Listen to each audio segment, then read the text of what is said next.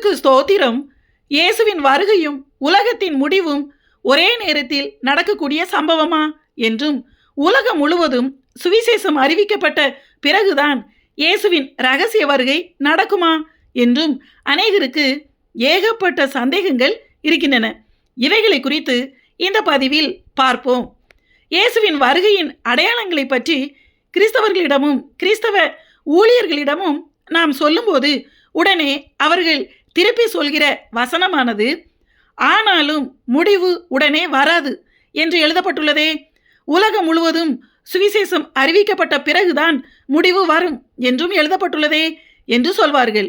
இயேசுவின் இரகசிய வருகை என்பதும் உலகத்தின் முடிவு என்பதும் ஒரே நேரத்தில் நடக்கக்கூடிய சம்பவம் கிடையாது என்றும், உலகம் முழுவதும் சுவிசேஷம் அறிவிக்கப்பட்ட பிறகுதான் இயேசுவின் இரகசிய வருகை நடக்கும் என்று சிலர் கூறுவதும் உண்மை அல்ல என்பதையும் பற்றி நாம் பார்ப்போம். மத்தேயு 24 பின்பு அவர் ஒலிவமலையின் மேல் உட்கார்ந்திருக்கையில் சீஷர்கள் அவரிடத்தில் தனித்து வந்து, இவைகள் எப்பொழுது சம்பவிக்கும்? உம்முடைய வருகைக்கும் உலகத்தின் முடிவுக்கும் அடையாளம் என்ன?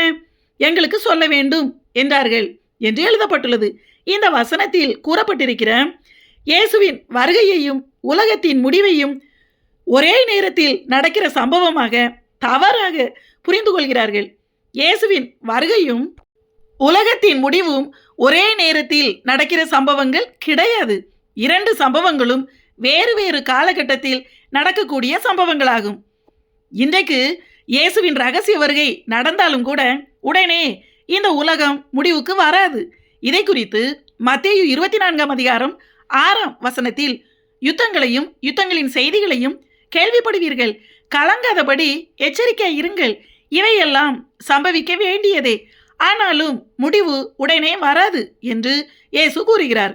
இந்த வசனத்தை வைத்து கொண்டுதான் எத்தனை அடையாளங்கள் நடந்தாலும் முடிவு உடனே வராது என்று, அதாவது இயேசுவின் வருகை உடனே வராது என்று எழுதப்பட்டுள்ளதே என்று தவறாக சொல்வார்கள்.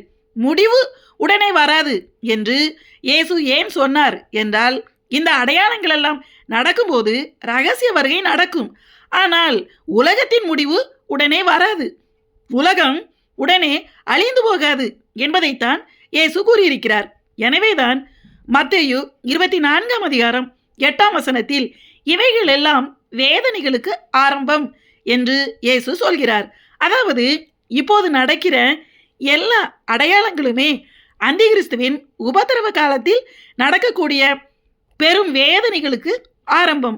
ஆனால் அந்த மகா வேதனைகளுக்குள் சபையை போக விடாதபடிக்கு இரகசிய வருகை நடந்துவிடும் என்பதை இயேசு சொல்கிறார். இவையெல்லாம் இயேசுவின் இரகசிய வருகைக்கான அடையாளங்கள் தானே தவிர உலகத்தின் முடிவுக்கான அடையாளங்கள் கிடையாது.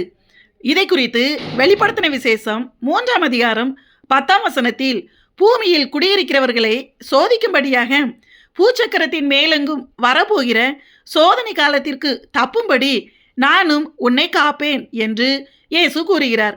அதாவது ஒருவனும் கிரியை செய்யக்கூடாத ராக்காலமாகிய அந்திகிறிஸ்துவின் கொடிய காலம் பூச்சக்கரத்தின் மேலெங்கும் வரப்போகிறது. அதற்கு நீ தப்பித்து கொள்ளும்படி உன்னை பாதுகாப்பேன் என்று, அதாவது அந்த உபத்திரவத்தில் நாம் அகப்பட்டு கொள்ளாதபடிக்கு நம்மை மீட்பதற்காக அந்திகிறிஸ்து வெளிப்படுவதற்கு முன்பே இயேசு வந்து விடுவார். ஆனால் இரகசிய வருகை நடந்தவுடன் உலகம் முடிந்து போய்விடாது. அதன் பிறகும் இந்த உலகம் இருக்கும்.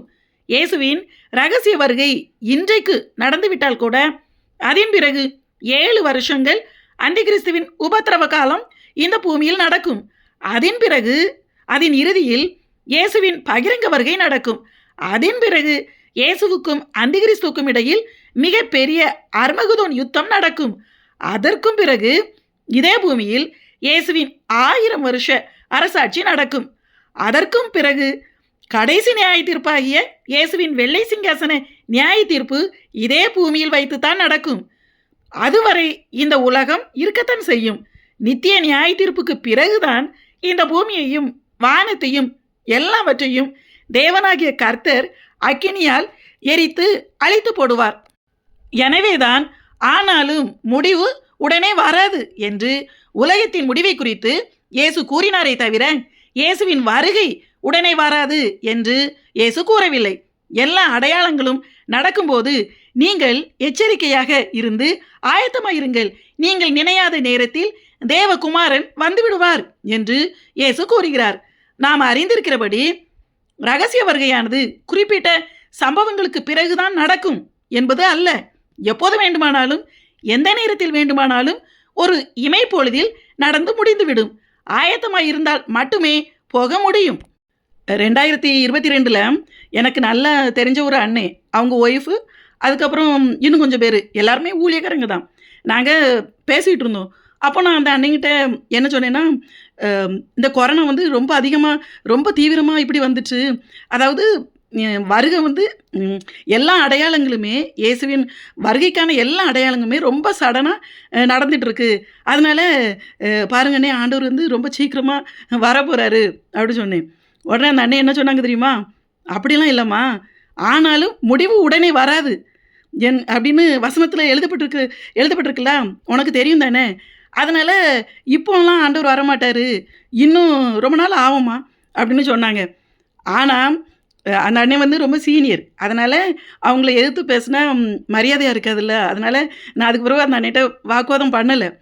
ஆனால் அடுத்து ஒரு வாரத்துக்குள்ளேயே அது வந்து ரொம்ப சிவியரான அந்த கொரோனா காலகட்டம். அந்த அடுத்து ஒரு வாரத்துக்குள்ளேயே அந்த அண்ணனுக்கு வந்து அவங்க ரொம்ப மோசமாக அந்த கொரோனா தொற்றுனால பாதிக்கப்பட்டாங்க. ஆனால் சடனாக 2 வாரத்துக்குள்ளாவே எவ்வளவோ ட்ரை பண்ணி பார்த்தும் கூட 2 வாரத்துக்குள்ளாவே அந்த அண்ணே இறந்து போயிட்டாங்க. ஆனால் அவங்க ரொம்ப பரிசுத்தமான அந்த அண்ணே. நிச்சயமாக அவங்க வந்து இப்போ பரதேசில் இளைப்பாறிட்டு இருப்பாங்க. இதெல்லாம் எதுக்கு சொல்கிறேன்னா, ஒரு உதாரணத்துக்கு தான். அதாவது இயேசுவின் ரகசிய வருகைக்கு நேரமும் காலமும் கிடையாது. எப்போது வேண்டுமானாலும் நடக்கும். ஆனால் நம்முடைய வாழ்க்கை என்பதும் நிச்சயம் கிடையாதே. இன்று நாம் மரித்தாலும் ஆயத்தமாக பரிசுத்தமாக வாழ்ந்தால் மட்டுமே கர்த்தரிடம் செல்ல முடியும் என்பதை நாம் மறந்துவிடக்கூடாது.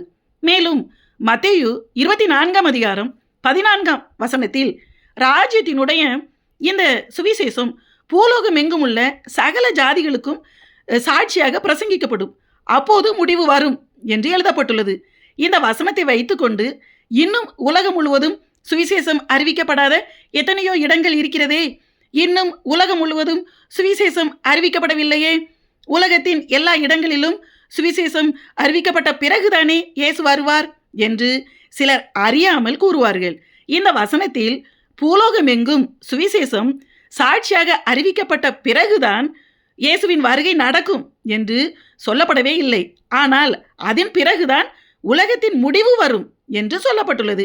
ரகசிய வருகை நடந்த பிறகு அந்திகிறிஸ்துவின் 7 வருஷ உபத்திரவ காலத்திலும் சுவிசேஷம் அறிவிக்கப்படும்.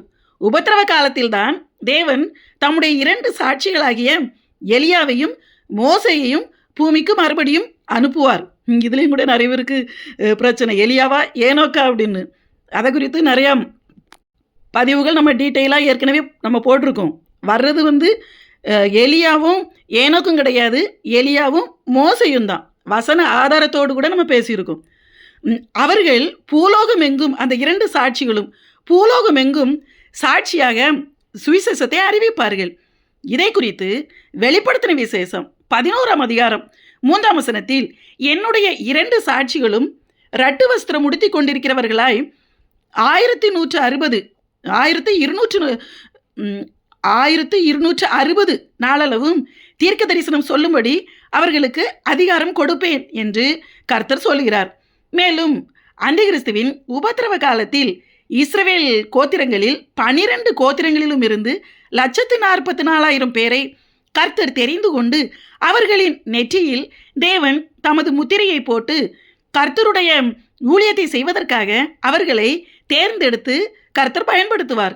அவர்கள் யூதர்கள் மத்தியிலும் புறஜாதியார் மத்தியிலும் அந்த 144,000 யூதர்களும் தீவிரமாக சுவிசேஷம் அறிவிப்பார்கள். இதை குறித்து வெளிப்படுத்தின விசேஷம் 7ஆம் அதிகாரத்தில் மிக தெளிவாக எழுதப்பட்டுள்ளது.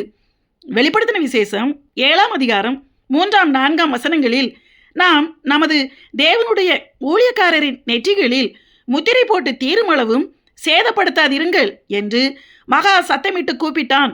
முத்திரை போடப்பட்டவர்களின் தொகையை சொல்ல கேட்டேன். இஸ்ரவேல் புத்திரருடைய சகல கோத்திரங்களிலும் முத்திரை போடப்பட்டவர்கள் 144,000 பேர் என்று எழுதப்பட்டுள்ளது. இந்த தேர்ந்தெடுக்கப்பட்ட ஊழியர்களும் 2 சாட்சிகளும் அந்திகிறிஸ்துவுக்கு பயப்படாமல் அவனை எதிர்த்து நின்று அந்த கொடூர காலகட்டத்திலும் சுவிசேஷம் அறிவிப்பார்கள். அப்போதுதான் யூதர்கள் இயேசுவை ஏற்றுக்கொள்வார்கள். புறஜாதியாரிலும் அநேகர் உபத்திரவத்தின் ஊடாக இயேசுவிடம் வருவார்கள். அந்திகிறிஸ்து அந்த 2 சாட்சிகளையும் 144,000 யூதர்களையும் கடைசி 3.5 வருஷத்திற்குள் கொலை செய்து விடுவான். காரணம், இவர்கள் உயிரை போனாலும் பரவாயில்லை என்று சுவிசேஷம் அறிவிப்பார்கள். வெளிப்படுத்தின விசேஷம் 14ஆம் அதிகாரத்தில் இரத்த சாட்சிகளாக மரித்து தேவனுக்கு முதற்பலனாக மீட்டு கொள்ளப்பட்டவர்கள் என்று கூறப்பட்டிருக்கிற அந்த 144,000 பேர் என்பவர்கள் வெளிப்படுத்தின விசேஷம் 7ஆம் அதிகாரத்தில் குறிப்பிடப்பட்டிருக்கிற முத்திரை போடப்பட்ட தேவனுடைய ஊழியக்காரர்களாகிய 144,000 யூதர்கள் தான். இன்னுமாய் ஒரு தூதன் அந்திகிறிஸ்துவின் உபத்திரவ காலத்தில் நித்திய சுவிசேஷத்தை அறிவிப்பான் என்றும் எழுதப்பட்டுள்ளது. இதை குறித்து வெளிப்படுத்தின விசேஷம் 14ஆம் அதிகாரம் 6ஆம் வசனத்தில், பின்பு வேறொரு தூதன் வானத்தின் மத்தியிலே பறக்க கண்டேன். அவன் பூமியில் வாசம் பண்ணுகிற சகல ஜாதிகளுக்கும் கோத்திரத்தாருக்கும் பாஷைக்காரருக்கும் ஜனக்கூட்டத்தாருக்கும் அறிவிக்கத்தக்கதாக நித்திய சுவிசேஷத்தை உடையவனாய் இருந்தான் என்று எழுதப்பட்டுள்ளது. எப்படி பாருங்க. அதாவது ரகசிய வருகை முடிந்த பிறகும் அந்திகிறிஸ்துவின் உபத்திரவ காலத்திலும் பல வழிகளில் இந்த பூலோகம் எங்கும் சுவிசேஷம் அறிவிக்கப்படும். அப்போதுதான் பூலோகம் எங்கும் சுவிசேஷம் அறிவித்து முடிக்கப்படும். அதற்கும் இயேசுவின் ரகசிய வருகைக்கும் எந்த சம்பந்தமும் கிடையாது.